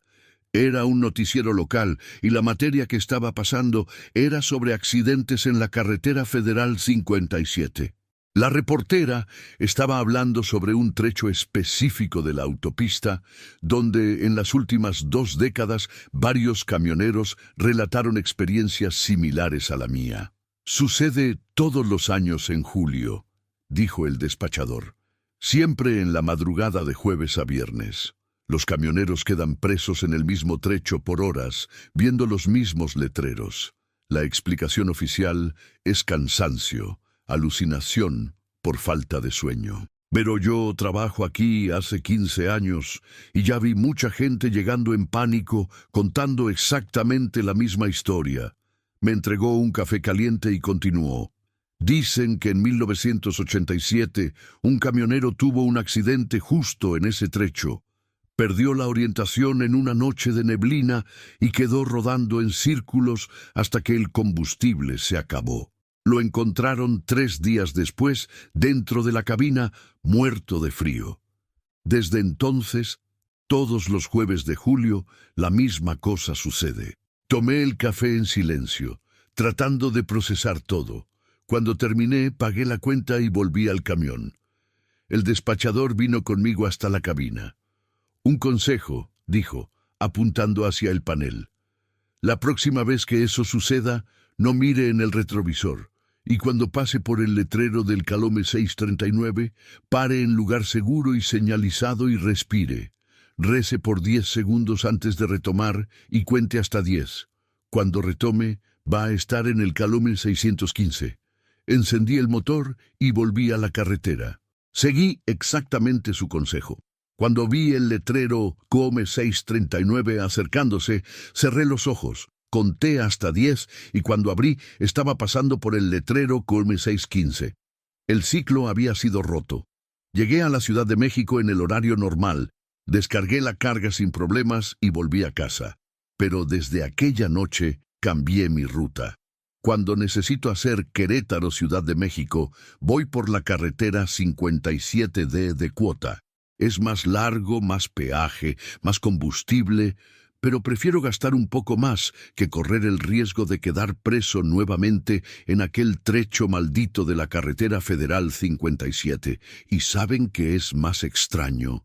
La semana pasada encontré a otro camionero en la gasolinera de Querétaro que me contó exactamente la misma historia, mismo trecho, mismos letreros, misma luz en el retrovisor. La única diferencia es que con él sucedió en julio del año pasado. Desde entonces, creé una regla personal. Nunca viajo solo por la carretera federal 57 en la madrugada de jueves a viernes en julio. Prefiero perder un viaje que pasar por aquello nuevamente. En aquella mañana soleada de marzo, aprendí que no todo lo que vemos en la carretera es real y que algunos lugares existen apenas cuando los necesitamos. Soy Marcelo, camionero desde hace 16 años, y esta historia me sucedió en 2019 en un viaje que hacía rutinariamente entre Hermosillo y Culiacán por la carretera federal 15. Era un viernes, alrededor de las 10 de la mañana, y estaba llevando una carga de fertilizantes para una cooperativa en Guasave. El día estaba claro, aquel sol típico de Sonora que calienta hasta los huesos, y el radio tocaba música norteña en una estación de Navojoa. Había salido de Hermosillo a las 5 de la mañana. Estaba haciendo mi parada técnica en la gasolinera Pemex de Guaymas cuando el problema comenzó. No fue nada paranormal al comienzo. Fue bien terreno mismo. El radiador de mi Kenworth comenzó a perder agua. No era una pérdida grande, pero lo suficiente para calentar el motor si continuaba el viaje sin resolver. El mecánico de la gasolinera, un tipo llamado Valdés, dio una mirada y dijo que necesitaría de una pieza específica, una abrazadera especial que no tenían en stock. Hay una tienda de refacciones en Guaymas que debe tener, dijo, pero hoy es viernes y deben cerrar al mediodía para el almuerzo. Si no consigue hoy, solo el lunes. Eran 11:15 de la mañana, no daría tiempo de ir hasta la ciudad y volver, y no podía esperar hasta el lunes. Mi carga tenía plazo de entrega para el sábado por la mañana. Fue ahí que Valdés sugirió: mira, hay un rancho unos 15 kilómetros adelante en la carretera. El ranchero, don Antonio, tiene un taller bien equipado. Tal vez él tenga la pieza o consiga dar un arreglo provisional para que sigas el viaje. Anoté las instrucciones de él. Seguir por la carretera federal 15 por unos 12 kilómetros, quedar atento a un letrero azul escrito Rancho San Benito del lado derecho. Entrar en el caminito de tierra y seguir por más unos 3 kilómetros hasta la sede. No tiene cómo equivocarse, dijo Valdés. Es el único rancho en aquel trecho con letrero en la carretera. Tomé apenas lo esencial: cartera, celular, llaves, y fui de aventón con un motociclista que estaba yendo en la misma dirección. En 15 minutos avistamos el letrero azul, Rancho San Benito, 3 kilómetros hoy. Estaba escrito en letras blancas bien legibles. El caminito de tierra estaba en buen estado, con grava bien conservada. El rancho era impresionante. Portón de madera bien hecho, cerca nueva. Pasto verdecito con ganado cebú pastando tranquilamente. La sede quedaba en lo alto de una pequeña colina. Una casa grande de ladrillos aparentes con terraza amplia y techo colonial. Del lado izquierdo había un galpón enorme, probablemente donde guardaban equipos y tractores, y del lado derecho un taller con varias máquinas agrícolas estacionadas al frente. Un hombre de unos 50 años, sombrero de palma, camisa a cuadros y botas de cuero, vino a recibirme. «Buenos días. Usted debe ser el camionero del que Valdés habló que iba a aparecer por aquí. Soy Antonio. Problema en el radiador, ¿no?» Expliqué la situación y él fue súper solícito. «Vamos a dar una mirada en mi taller. Tengo varias abrazaderas aquí. con certeza una sirve en su Kenworth. El taller era realmente bien equipado. Mesada organizada, herramientas de primera calidad, piezas nuevas y usadas bien catalogadas en estantes. Don Antonio encontró no una, sino 3 abrazaderas que podrían resolver mi problema. «Lleva las 3», dijo. «Va que una no aguante el viaje». Ofrecí pagar, pero él no quiso dinero ninguno. «Camionero ayuda a camionero», dijo con una sonrisa. «Ya pasé por situación parecida. Sé cómo es. Solo pido una cosa. Si un día encuentra a otro colega necesitando ayuda en la carretera, hace la misma cosa». La esposa de él, doña Cleusa, insistió para que almorzara antes de volver. Es 12:30 y por la carretera no hay nada hasta Guaymas. Come un platito aquí que hago rapidito. Fue uno de los mejores almuerzos que comí en la vida. Arroz, frijoles, una carne de puerco suculenta, yuca, ensalada de tomate con cebolla, todo fresquito, sazonado en la medida correcta. Conversamos sobre el rancho, sobre ganado, sobre las dificultades de la vida en el campo. Don Antonio contó que el rancho estaba en la familia desde hacía 3 generaciones, que tenía 100 hectáreas y criaba cerca de 600 cabezas de ganado. «Vivimos bien aquí», dijo doña Cleusa, «lejos de la carrera de la ciudad, aire puro, agua limpia. El único problema es que los hijos quieren irse para estudiar y trabajar fuera. Hoy en día, los jóvenes no quieren más saber de vida en el campo». Volví a la gasolinera a las 2 de la tarde. El motociclista que me trajo había esperado, y la vuelta fue tranquila. Valdés instaló las abrazaderas en 15 minutos, completó el radiador con agua y pude seguir el viaje normalmente. Llegué a Guasave en el horario previsto. Descargué la carga el sábado por la mañana sin problemas y volví a casa. Pero la historia no termina ahí. 3 semanas después, necesité hacer la misma ruta nuevamente. Y como don Antonio había sido tan gentil conmigo, resolví pasar en el rancho para llevar un presente para él y doña Cleusa. Una canasta de frutas que mi esposa preparó y unos quesos artesanales de Chihuahua que había comprado en un viaje anterior. Tomé la carretera federal 15. Conté los kilómetros a partir de la gasolinera de Guaymas, 12, 13, 14, 15. ¿Dónde está el letrero del rancho San Benito? Continué más unos 5 kilómetros, pensando que me había confundido en el kilometraje. Nada. Volví e hice el trayecto prestando atención en cada letrero, cada entrada, cada referencia. No había nada, ni letrero azul, ni caminito de tierra, ni rancho. Del lado derecho de la carretera, en el trecho donde debería estar la entrada del rancho, había apenas un campo abierto con pasto seco y algunos árboles esparcidos. Ninguna señal de portón, cerca o cualquier tipo de propiedad rural. Me detuve en la gasolinera y busqué a Valdés. «Valdés, ¿se acuerda de aquel rancho que me indicó la semana pasada? El rancho San Benito». Me miró con cara de confusión. «¿Qué rancho, Marcelo?» «No me acuerdo de haber indicado rancho ninguno para usted». «¿Cómo no se acuerda, compa? Usted dijo que don Antonio tenía un taller que quedaba unos 15 kilómetros de aquí por la carretera. Marcelo, trabajo en esta gasolinera desde hace 8 años. Conozco cada propiedad, cada rancho, cada hacienda en un radio de 50 kilómetros de aquí. No existe ningún rancho San Benito en esta región, y no conozco ningún ranchero llamado Antonio con taller. Pensé que estaba bromeando conmigo, pero la mirada de él era genuina. Realmente no se acordaba de nada. Volví a casa intrigado, pero no comenté nada con nadie. ¿Quién iba a creer en una historia de esas? Guardé las abrazaderas que don Antonio me había dado como prueba de que aquello realmente sucedió. Pero la cosa quedó aún más extraña 2 meses después. Estaba en una gasolinera en Navojoa, tomando un café, cuando escuché una conversación entre 2 camioneros. Uno de ellos estaba contando para el otro sobre un problema que tuvo en el radiador cerca de Guaymas. Suerte que un tipo de la gasolinera me indicó un rancho ahí cerca, decía. Rancho San Benito, ranchero don Antonio, me ayudó con las piezas y todavía me ofreció almuerzo. Gente buena de más. Mi sangre se heló.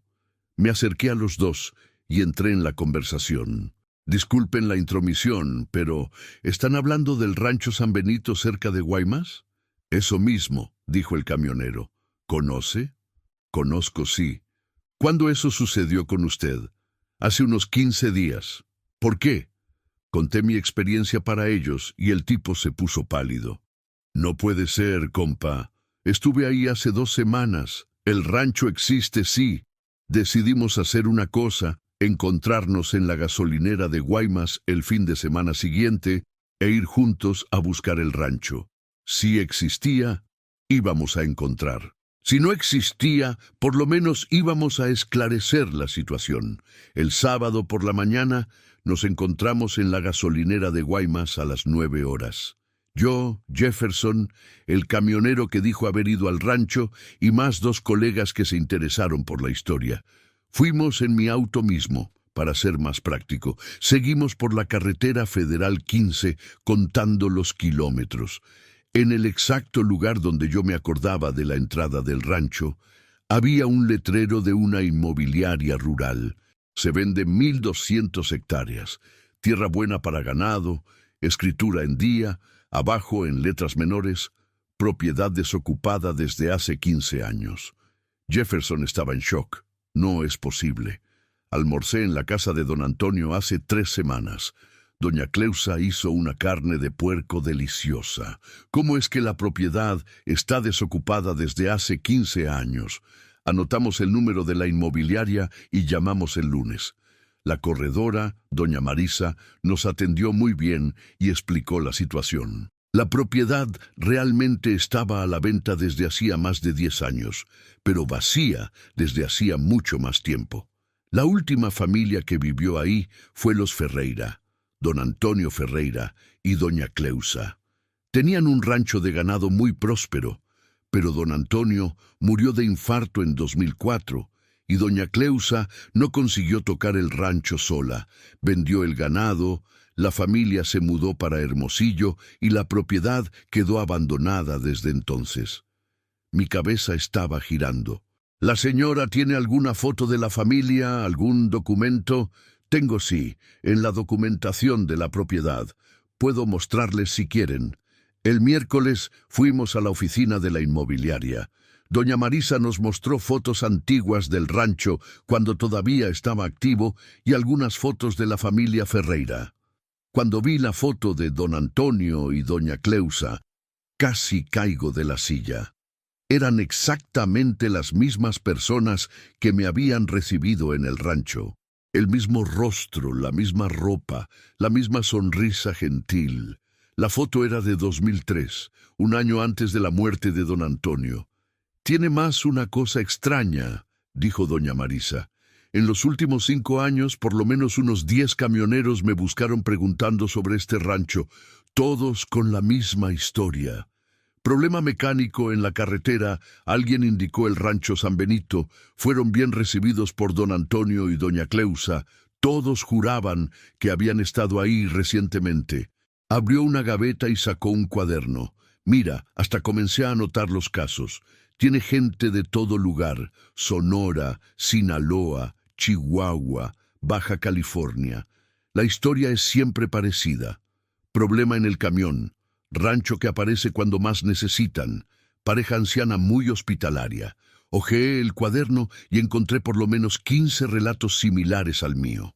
Todos datados de los últimos años. Todos sobre el rancho San Benito. Todos mencionando a don Antonio y doña Cleusa.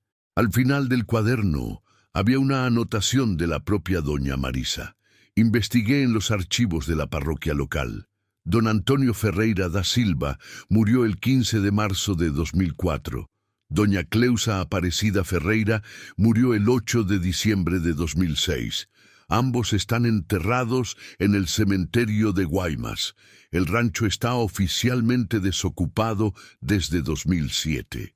Desde entonces, todas las veces que paso por aquel trecho de la carretera Federal 15, reduzco la velocidad y miro atentamente hacia el lado derecho de la carretera.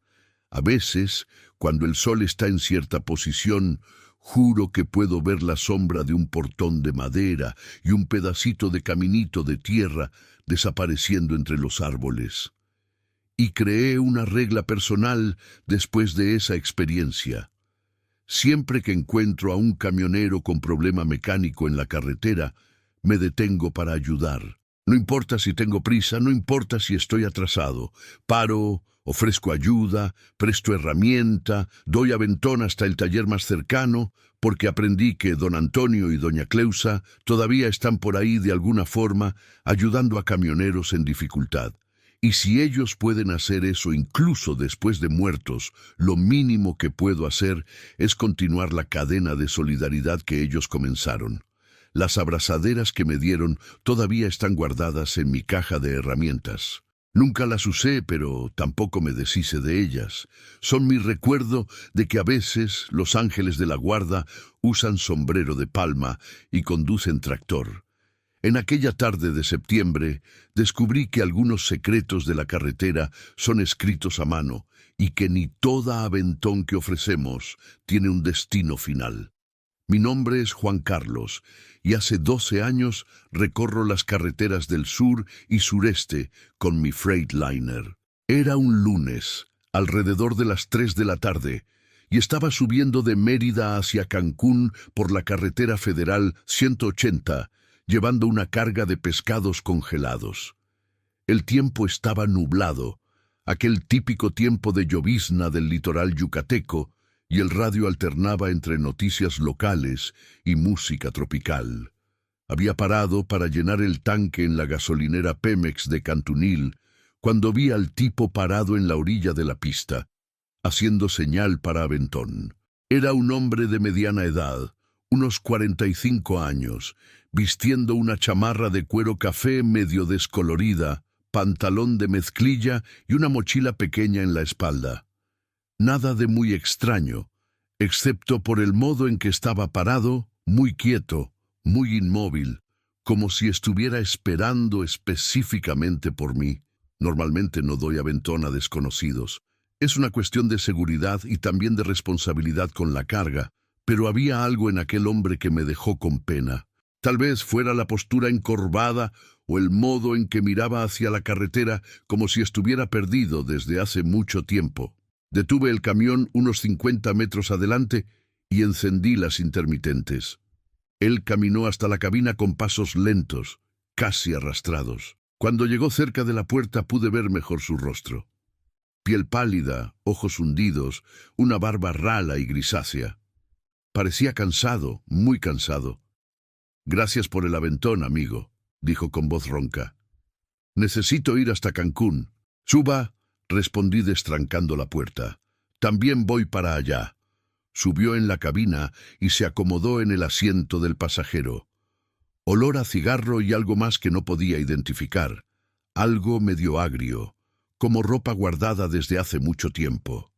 Puso la mochila en el suelo entre las piernas y quedó mirando por la ventana. Los primeros 20 minutos de viaje fueron en silencio total. Él no hablaba nada, apenas miraba el paisaje pasar como si estuviera buscando algo específico. Intenté algunas veces jalar conversación. Pregunté de dónde venía, qué hacía en Cancún, si tenía familia, pero respondía con monosílabos o apenas movía la cabeza. Fue cuando estábamos pasando por Valladolid que finalmente habló.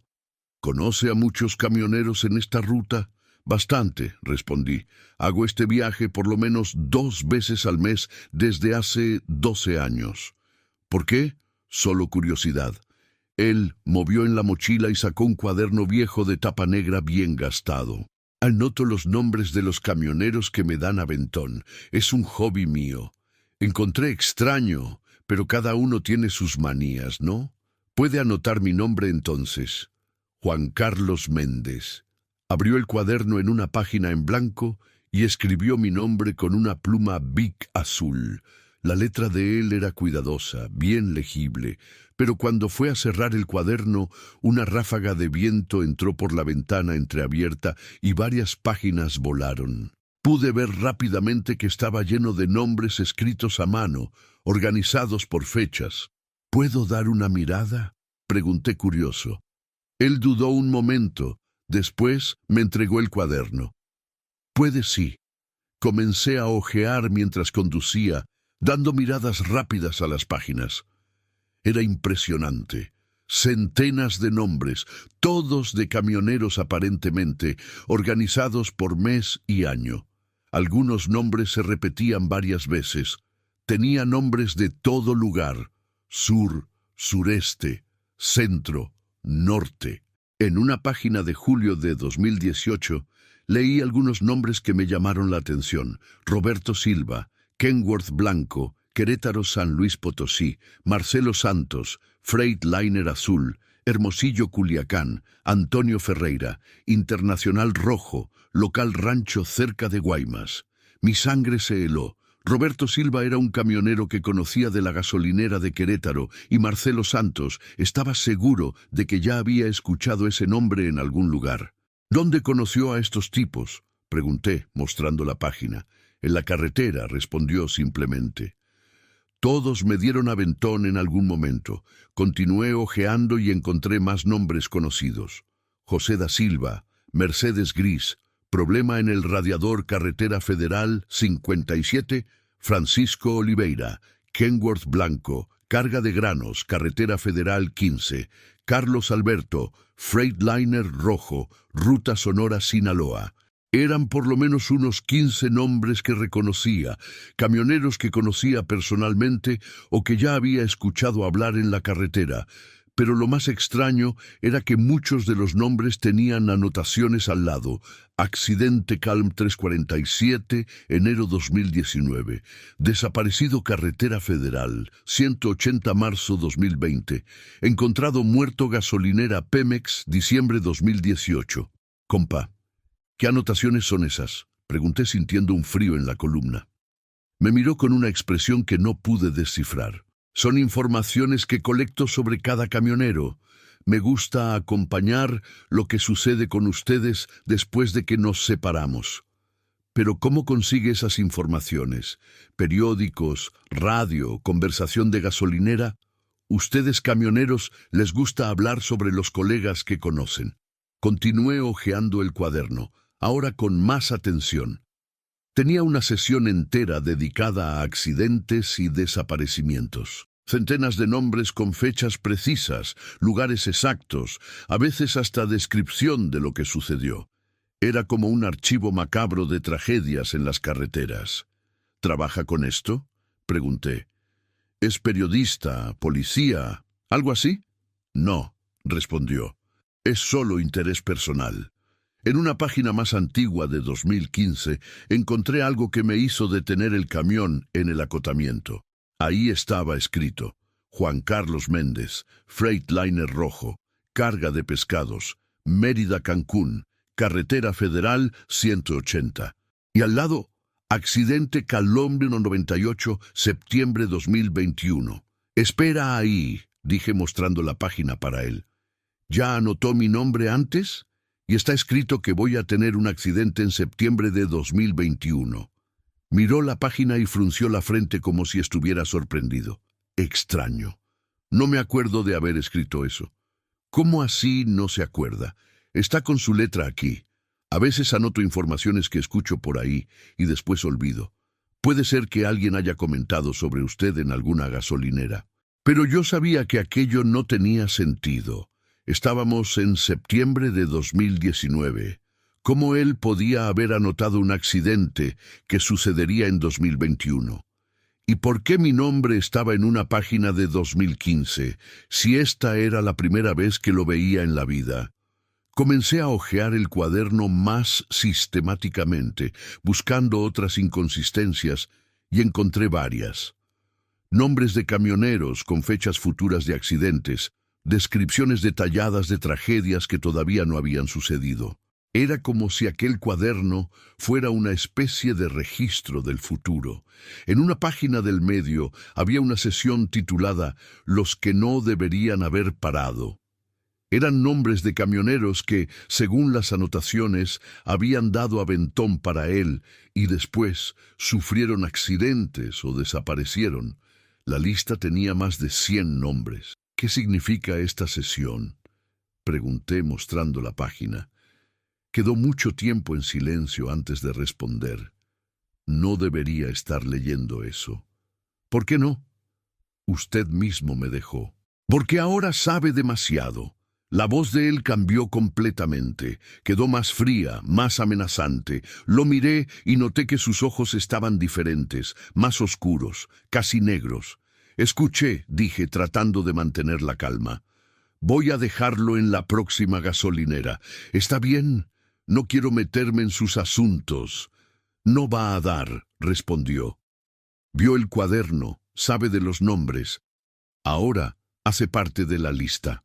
Abrió el cuaderno en una página en blanco y comenzó a escribir. Juan Carlos Méndez, segundo aventón, septiembre 2019. Conoce el secreto. En ese momento pisé fondo en el acelerador. El camión dio un sacudón y él se desequilibró en el asiento. Aproveché para tomar el cuaderno de su mano y tirarlo por la ventana. No sabe lo que hizo, dijo con una voz que no parecía más humana. Miré por el retrovisor y vi el cuaderno volando en la carretera, las páginas esparciéndose con el viento. Pero cuando miré hacia el lado, el asiento del pasajero estaba vacío. El tipo había desaparecido completamente. Detuve el camión inmediatamente y bajé para buscar. Miré debajo del camión, en la cabina sleeper, en todos los rincones posibles. Nada. Era como si nunca hubiera estado ahí. La única evidencia de que aquello realmente sucedió era el olor a cigarro que todavía quedaba en el aire y una mancha húmeda en el asiento donde estaba sentado. Volví corriendo por la carretera para tratar de recuperar el cuaderno, pero no encontré ninguna página. El viento había llevado todo, o tal vez nunca hubiera existido. Llegué a Cancún en estado de shock. Descargué la carga en piloto automático sin poder parar de pensar en lo que había sucedido. Aquella noche en el hotel llamé a algunos colegas cuyos nombres había visto en el cuaderno. Quería saber si habían dado aventón a un tipo extraño recientemente. La respuesta fue siempre la misma. No se acordaban de nada.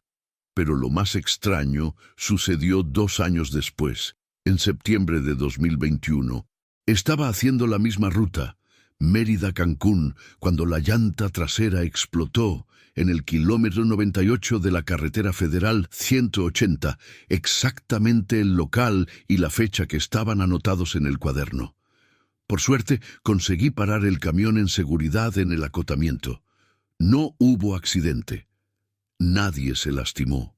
Pero mientras cambiaba la llanta, no podía parar de pensar. ¿Y si no hubiera tirado el cuaderno?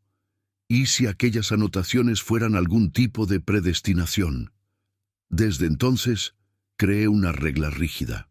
Nunca más doy aventón a desconocidos. No importa cuán perdida la persona parezca, no importa si está lloviendo o haciendo frío, prefiero llamar a la Policía Federal y pedir que den asistencia, porque aprendí que no toda persona que pide aventón en la carretera está realmente viva y que algunos secretos son anotados en cuadernos que no deberían existir. En aquella mañana fría de junio, aprendí que algunos objetos cargan memorias que no les pertenecen y que el tiempo ni siempre sigue las reglas que conocemos. Mi nombre es Daniel, tengo 42 años y soy camionero desde hace 20. Esta historia comenzó en 2017, un viernes, día 16 de junio, cuando estaba haciendo mi parada de rutina en la gasolinera Pemex de Salamanca, en la frontera entre Guanajuato y Michoacán. Era alrededor de las 6 de la mañana y venía de Morelia con destino a Querétaro, llevando una carga de azúcar refinada. La gasolinera estaba movida, como siempre en ese horario.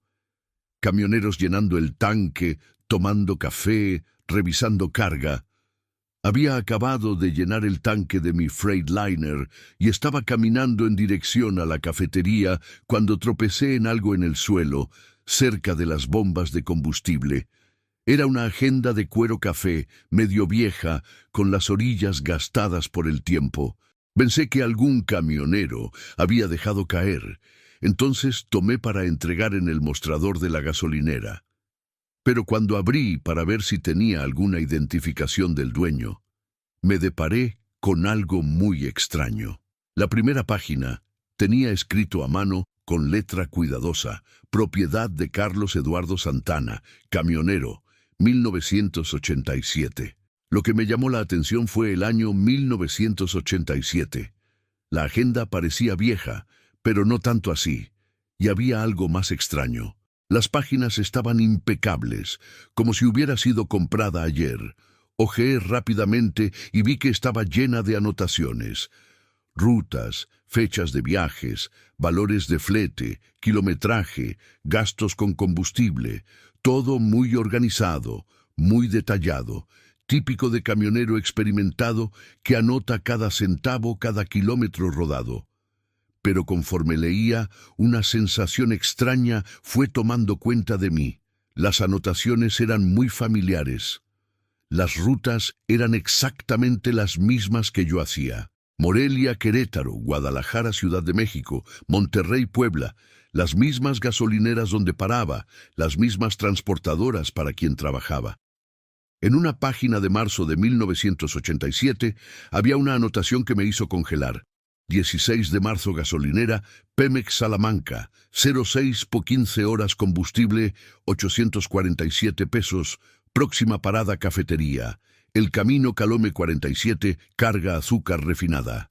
Morelia, Querétaro. Era exactamente el mismo viaje que estaba haciendo en aquel momento. Los mismos detalles, el mismo horario, la misma carga. La única diferencia era que la anotación era de 1987 y estábamos en 2017.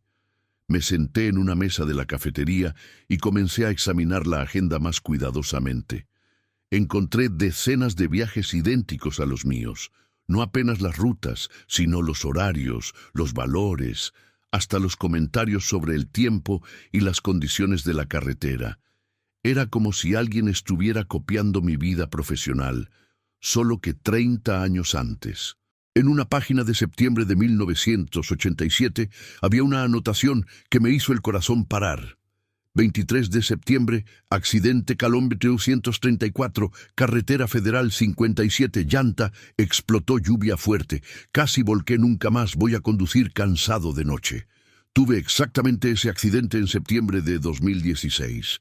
Mismo lugar, misma causa, mismo resultado. ¿Cómo es que alguien podía haber anotado mi accidente 30 años antes de que sucediera? Resolví buscar informaciones sobre Carlos Eduardo Santana. Pregunté a algunos camioneros más viejos que estaban en la gasolinera, pero nadie conocía. Llamé a mi transportadora y pedí que verificaran en los registros antiguos si tenían algún Carlos Eduardo registrado. Nada. Al final de la tarde, cuando llegué a Querétaro, fui directo a la oficina de registro civil de la ciudad, expliqué la situación a la funcionaria y pedí que verificaran si había registro de algún Carlos Eduardo Santana, nacido en la década de 50 o 60. Hizo la búsqueda y encontró 3 personas con ese nombre, pero ninguna era camionero. Guardé la agenda conmigo, medio sin saber qué hacer. Durante el mes siguiente, conforme hacía mis viajes, iba revisando las anotaciones. Era aterrador.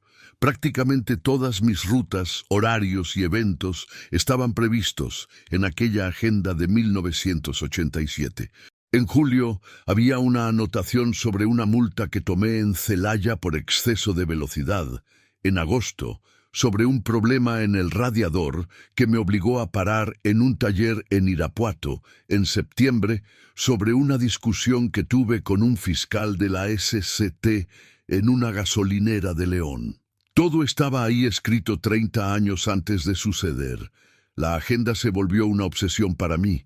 Leía y releía cada página, tratando de entender cómo aquello era posible. Comencé a usar las informaciones para anticiparme a los problemas. Si estaba escrito que iba a llover en determinada fecha, llevaba capa de lluvia extra. Si estaba previsto algún problema mecánico, hacía mantenimiento preventivo y funcionaba. Conseguí evitar varios problemas porque la agenda me avisaba antes. Era como tener una máquina del tiempo que me mostraba el futuro con 30 años de anticipación. Pero en noviembre de 2017 encontré una anotación que me dejó obsesionado. 16 de junio de 2018, gasolinera Pemex, Salamanca, 06:00 horas. Dejar la agenda en el suelo, cerca de la bomba 3. Alguien necesita encontrarla. Mi parte está cumplida. Entendí que en el año siguiente, exactamente el día 16 de junio, debería dejar la agenda en la misma gasolinera donde la encontré. Era como si fuera un ciclo, una cadena que necesitaba continuar. Pasé el año entero pensando en eso. Parte de mí quería romper el ciclo, quedarme con la agenda, usar las informaciones para siempre, pero otra parte sabía que aquello no era correcto, que había algo mayor en juego. En el día 15 de junio de 2018, víspera de la fecha marcada, casi no dormí. Quedé en duda hasta el último minuto, dejar o no dejar la agenda. En la mañana del día 16, estaba nuevamente en la gasolinera de Salamanca, en el mismo horario de un año antes. La agenda estaba en mi mochila y caminaba en dirección a las bombas de combustible con ella en la mano. Fue cuando vi a un camionero joven, unos 20 y pocos años, llenando el tanque de un Freightliner parecido con el mío. Parecía preocupado. Revisaba constantemente el celular. Tenía cara de quien estaba pasando por alguna dificultad. Dejé la agenda en el suelo, cerca de la bomba 3, exactamente como estaba escrito. Fui a la cafetería a tomar café y quedé observando de lejos. En pocos minutos, el muchacho tropezó en la agenda, tomó del suelo y comenzó a hojear. La expresión en el rostro de él fue cambiando conforme leía. Primero confusión, después espanto, después una mezcla de miedo y fascinación que yo conocía bien. Era exactamente lo que había sentido un año antes. Terminé mi café y me fui sin hablar con él. Sabía que la agenda estaba en buenas manos, que iba a ayudarlo de la misma forma que me ayudó. Pero la historia no terminó ahí. Todos los años, en el día 16 de junio, paso por la gasolinera de Salamanca en el mismo horario, y todos los años veo la agenda en el suelo, esperando ser encontrada por un nuevo camionero. Ya vi 5 personas diferentes tomando la agenda a lo largo de esos años, siempre camioneros jóvenes, siempre en momentos difíciles de la vida y siempre con la misma expresión de espanto cuando comienzan a leer. Descubrí que la agenda cambia de dueño cada año, pero mantiene la misma función: orientar, proteger, enseñar. Es como si Carlos Eduardo Santana, quien quiera que haya sido, hubiera creado un sistema para ayudar a camioneros en dificultad. En 2020, durante la pandemia, vi a un muchacho de unos 25 años tomar la agenda. Estaba llorando, hablando en el teléfono sobre no conseguir trabajo, sobre la familia pasando necesidad. Sé que la agenda fue una bendición en su vida. El año pasado fue una mujer camionera, una de las pocas que trabajan en la profesión. Parecía perdida, consultaba constantemente el GPS, tenía cara de quien estaba comenzando en la profesión. La agenda ciertamente la ayudó a orientarse en las carreteras. Creé una regla personal después de esa experiencia. Todos los días 16 de junio, no importa dónde esté, paro en la gasolinera de Salamanca a las 6 de la mañana. Es mi forma de mantener el ciclo funcionando, de garantizar que la agenda continúe cumpliendo su propósito. A veces me pregunto, ¿quién fue Carlos Eduardo Santana? ¿Por qué creó ese sistema? ¿Cómo la agenda consigue prever el futuro con tanta precisión? Nunca voy a tener esas respuestas, pero aprendí que algunas cosas en la carretera son mayores que nuestra comprensión y que a veces ayudar al prójimo es la única explicación que necesitamos. Si un día encuentran una agenda de cuero café perdida en una gasolinera, no duden en tomarla. Puede ser exactamente lo que necesitan para cambiar su vida.